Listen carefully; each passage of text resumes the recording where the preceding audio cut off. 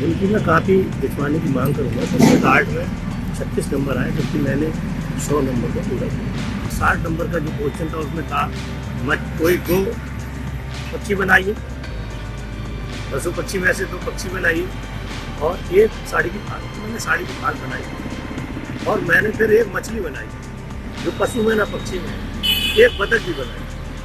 ये 3 चीज़ें बनाई। फिर मैंने ये सीख के गया था, ये साड़ी फाल ही सीख के गया था। फिर अब वो साड़ी फाल मैंने अपने व्हाट्सएप पे भी डाली थी, अपने स्टेटस लगाई थी कि ऐसे करके बना गया, अच्छी बनी है।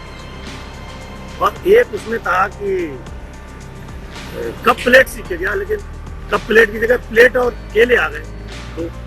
तो मैंने केला और प्लेट बनाई, बहुत सुंदर बनाई, अच्छी बनाई, क्योंकि मैं सीख के गया तो मैंने बनाई। तो उसके भी नंबर हैं। कुछ दिनों के बाद आपको फर्स्ट डिवीजन दिखाई पड़ेगा, क्योंकि मेरी काफ़ी जचेगी, ये मुझे पूर्ण विश्वास है, क्योंकि मैंने लिखा है। तमंचा न पिस्तौल, सिर्फ पप्पू भरतौल, ये वो नारा है जो यूपी के बरेली में गूंजता रहता है।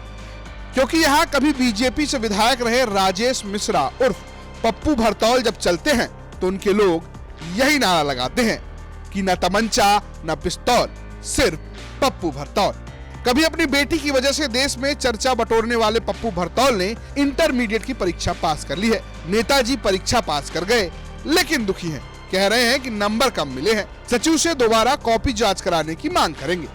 पप्पू भरतौल ये भी कह रहे हैं कि कला के पेपर में पक्षी या पशु बनाने को आया था, बतख तो बनाया ही, साथ ही साथ मछली भी बना दी, लेकिन नंबर नहीं दिया।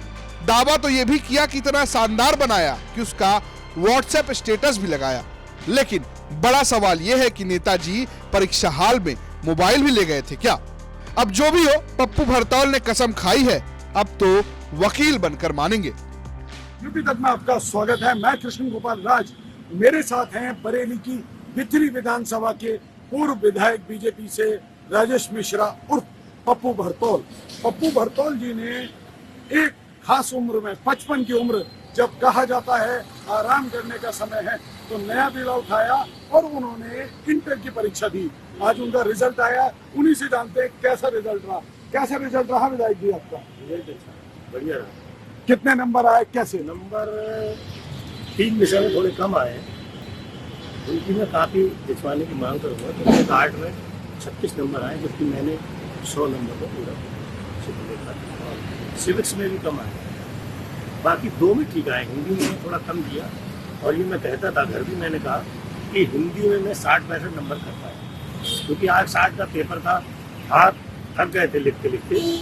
और फिर संस्कृत में नहीं कर पाया थोड़ा बहुत, तो उसमें मेरे 57 आए, तो मैं उससे संतुष्ट हूँ। एक मेरे 81 आए, टेंशन है आपकी? हाँ, उसमें है।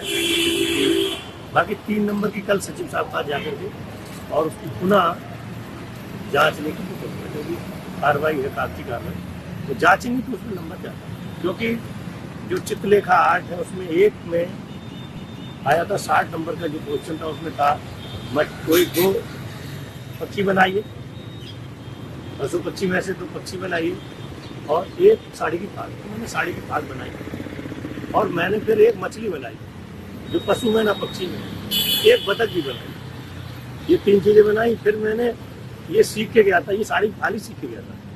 फिर अब वो साड़ी की फाल मैंने अपने व्हाट्सएप पे भी डाली थी, अपने स्टेटस लगाई थी कि ऐसे करके बना के आया, अच्छी बनी। और एक उसमें था कि कप प्लेट सीख के गया, लेकिन कप प्लेट की जगह प्लेट और केले आ गए। तो मैंने केला और प्लेट बनाई, बहुत सुंदर बनाई, अच्छी बनाई, क्योंकि मैं सीख के गया तो मैंने बनाई। तो उसके भी नंबर हैं और 10 नंबर थे, उसके एक नंबर था वो लिखने का क्या क्या, उसमें भी लिखा 1-2 नंबर 3-4 कम हो सकते हैं। तो नंबर उसमें कम आए, 36 नंबर आए। उसमें नंबर आना चाहिए मेरे हिसाब से 90 या 85। ये आपका जो उत्साह है बिल्कुल एक युवा बच्चे जैसा है, वो भी इसी तरीके से अपने सब्जेक्ट के बारे में बात करता है। कैसे ख्याल आया परीक्षा देने का इतने लंबे अंतराल के बाद? मैंने कहा कोई काम तो है नहीं राजनीति के अलावा, तो पढ़ाई कर लेते हैं। क्योंकि सीता जो हमको एक बच्ची मिली थी मटके में, जमीन के अंदर 4 फुट गहरे गड्ढे में, उसके लिए हमें दत्तक ग्रहण के लिए बड़ी लंबी लड़ाई लड़नी पड़ी। हालांकि बच्ची हमको नहीं मिली, माल्टा देश चली गई और हमने उसका मुकदमा सुप्रीम कोर्ट तक लड़ा। तो सुप्रीम कोर्ट तक लड़ा तो बगैर वकीलों का मुकदमा नहीं लड़ा जा सकता। मुकदमा लड़ा और हम ये जान गए कि अगर हम स्वयं वकील होकर के अपना पक्ष रखते तो ज़्यादा अच्छा था। ऐसे कितने गरीब हैं जो बेचारे मुकदमा नहीं लड़ पाते, मुकदमा नहीं लड़ पाते, उनकी बात कोर्ट में कोई सही से नहीं रख पाता, तो उनको निराशा हाथ। मैं चाहता हूँ कि गरीब लोगों का मुकदमा फ्री लगे और कोई दूसरी सीता विदेश ना जाए, ये भी एक प्रण है। आपके बेटे ने अब से कई साल पहले इंटर की परीक्षा उत्तीर्ण की, तो कैसे उससे भी कुछ पूछते थे, कुछ बताते थे कि ऐसे पेपर हुआ या ऐसे तैयारी करूं, कैसे करूं? ना, किसी से कुछ नहीं पूछा। मैंने स्वयं पढ़ा गैस पेपर। मुझ पे तो गैस पेपर भी नहीं थे, बल्कि मैं एक दिन जिसमें मेरा सेंटर पड़ा तो मैं उस स्कूल में गया। उस स्कूल में गया तो लोग समझे कि विधायक जी ऐसे ही आए। तो मैंने कि एक आर्ट का गैस पेपर नहीं मिल रहा है, तो वहाँ बेचारी एक टीचर थी, उनको लगा शायद ये किसी को देंगे बच्चे को, तो बोले मेरे पास पड़ा हुआ है, पुराना है और इसी में से विधायक जी इसी से मिलता जुलता है। तो मैंने मिलता जुलता है दे दिए। वो किताब दुकानों पे भी नहीं था, मैंने वो लिया, उसी को पढ़ा। शाम को 12 साढ़े 12 बजे तक लोग बैठे रहते हैं, जनता के लोग। उनके जाने के बाद में पढ़ता था 2 ढाई 3 घंटे लास्ट में, क्योंकि पेपर बाकी तो जनता का काम ही नहीं खत्म हुआ। उस टाइम सीता की पैरवी थी, रोज दूसरे तीसरे दिन दिल्ली डेट पड़ती थी तो सुप्रीम कोर्ट में वहाँ भागना पड़ता था। पढ़ाई हो नहीं पाती थी, वही एक दिन जो रात मिलती थी उसी में 2-3 घंटे रात को, उसी में 2-3 घंटे सुबह को पढ़ाई होती थी। बाकी 1 बजे निकलते थे पेपर देने को, तो वो वहाँ पर पढ़ाई होती थी। विधायक जी, अब आप 2nd डिवीजन में पास हुए हैं, क्या और लोगों को, क्योंकि शिक्षा अभी भी हमारे यहाँ शिक्षा का स्तर वो नहीं है जो विदेशों में है या पश्चिमी देशों में है, क्या आप संदेश देना चाहते हैं? देखिए, मैं तो कुछ दिनों के बाद आपको 1st डिवीजन दिखाई देगा, क्योंकि मेरी काफी जचेगी, ये मुझे पूर्ण विश्वास है, क्योंकि मैंने लिखा है। जो मैंने लिखा वही मैं आपको बता रहा हूँ, और जब काफी जचेगी तो मैं विश्वास के साथ कह सकता हूँ कि मेरी 1st डिवीजन है। तो संदेश क्या है, संदेश क्या है और लोगों के लिए? और देखिए, विदेश जैसी पढ़ाई, हमारे यहाँ विदेश से कोई कम पढ़ाई नहीं है, लेकिन पढ़ने वाले होंगे। लोग ऐसे भी हैं, हमने देखा जो IAS बने हैं, जो बेचारे रहने के लिए कमरे नहीं थे, पढ़े IAS बने, उन्होंने एक मकसद पूरा किया।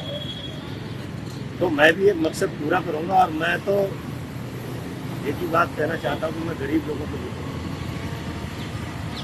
मेरे एग्जाम देते टाइम 20, 25, 30 यूनिवर्सिटियों से पूरे देश के फोन आया कि विधायक जी आप हमारे यहाँ से LLB कर लेना। बेंगलोर है, मध्य प्रदेश है, महाराष्ट्र है, जम्मू कश्मीर है, पंजाब है, दिल्ली है, हरियाणा है, तमाम उत्तराखंड है, घर के उत्तर प्रदेश से भी है। तो मैंने कहा भैया मैं तो फ्री नहीं पढ़ूंगा, कोई गरीब व्यक्ति आप आपको फ्री पढ़ा दे तो मैं समझ लूँ कि मैं आपके यहाँ पढ़ूँ। तो मैंने तो ये ऐसी कोई बोली, मैं तो यही बरेली में पढ़ूंगा, ताकि मुझे राजनीति भी करनी है, और राजनीति करके मैं लोगों की सेवा करूँगा, पढ़ाई करूँगा, वकालत करूँगा, तो उसमें लोगों को फ्री में करूँगा, कोई पैसा। ये थे पूर्व विधायक श्री पप्पू भरतौल जी, जिनका कहना है पढ़ने पढ़ाने की कोई उम्र नहीं होती, बस आपके मन में ललक होनी चाहिए। मैं कृष्ण गोपाल राज, यूपी तक।